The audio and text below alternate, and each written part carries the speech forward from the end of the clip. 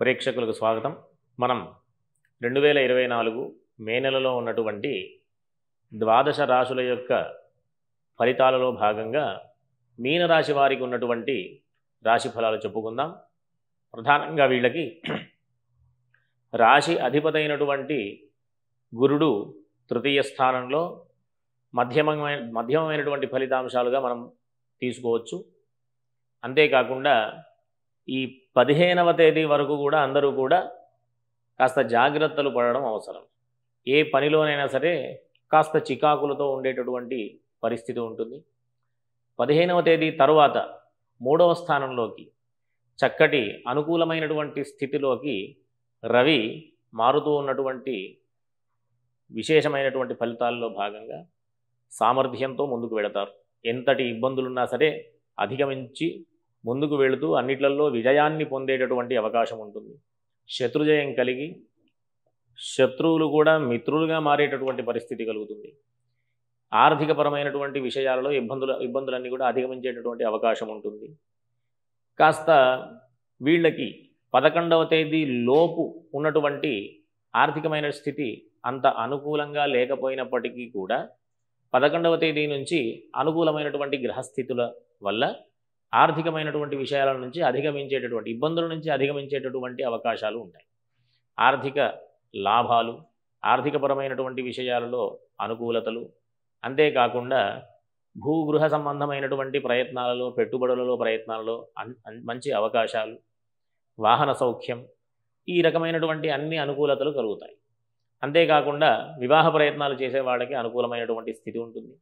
అది కూడా 11వ తేదీ నుంచి చేయడం వల్ల మంచి విశేషమైనటువంటి నిర్ణయాలన్నీ కూడా సఫలమయ్యేటటువంటి అవకాశం ఉంటుంది. వీళ్ళకి కూడా కాస్త ఏలినాటి శని ప్రభావం వల్ల చేసేటటువంటి విదేశయానానికి సంబంధించి విదేశాల్లో ఉద్యోగానికి కానీ ఉన్నత విద్యలకు సంబంధించినటువంటి విదేశ ప్రయత్నాలు విదేశానికి సంబంధించినటువంటి ప్రయత్నాలు కానీ కాస్త మందగమనంగా వెళ్ళేటటువంటి అవకాశం ఉంటుంది.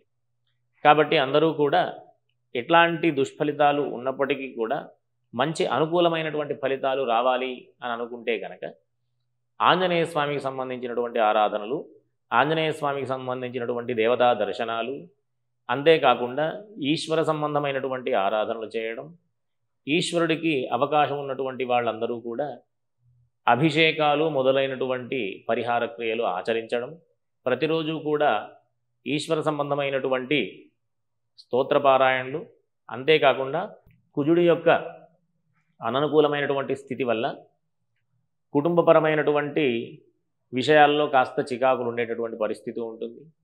వాటి నుంచి అధిగమించాలి అంటే సుబ్రహ్మణ్య స్వామికి సంబంధించినటువంటి స్తోత్రపారాయణ చేయడం, ప్రతి మంగళవారం సుబ్రహ్మణ్య స్వామికి ఆరాధనలు అంటే దర్శనాలు చేసుకోవడం, ఆరాధన అర్చనలు మొదలైనటువంటి ప్రక్రియల్లో పాల్గొనడం ద్వారా మంచి అనుకూలమైనటువంటి పరిస్థితి ఉంటుంది.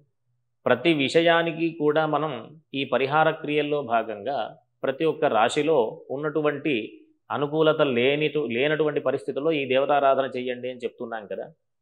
మనం అడుగు తీసి అడుగు వేయాలంటే నవగ్రహాల యొక్క ఆనుకూల్యత లేదే మనం ఏమి చేయలేం. కాబట్టి ఈ నవగ్రహాలకు సంబంధించినటువంటి అధిష్టాన దేవతలు ఎవరైతే ఉంటారో ఆ దేవతారాధన ఒక్కటే మార్గం. కాబట్టి మనం ఆ ప్రయత్నం చేయండి అని అందరికీ కూడా సూచనలు చేస్తున్నాం అన్నమాట.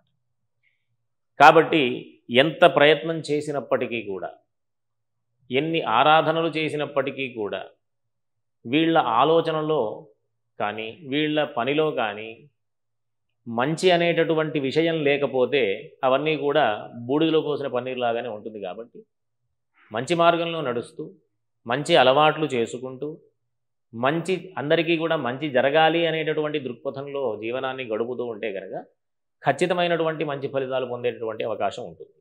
కాబట్టి ఈ ద్వాదశ రాశుల యొక్క ద్వాదశ రాశులలో పుట్టినటువంటి అందరూ కూడా మంచి మార్గంలో నడుస్తూ, దైవికమైనటువంటి మార్గంలో నడుస్తూ, సమాజానికి ఉపయోగపడేటటువంటి పనులు చేస్తూ అందరూ కూడా సుఖంగా జీవనాన్ని గడపాలని ఆశీర్వదిస్తూ స్వస్తి.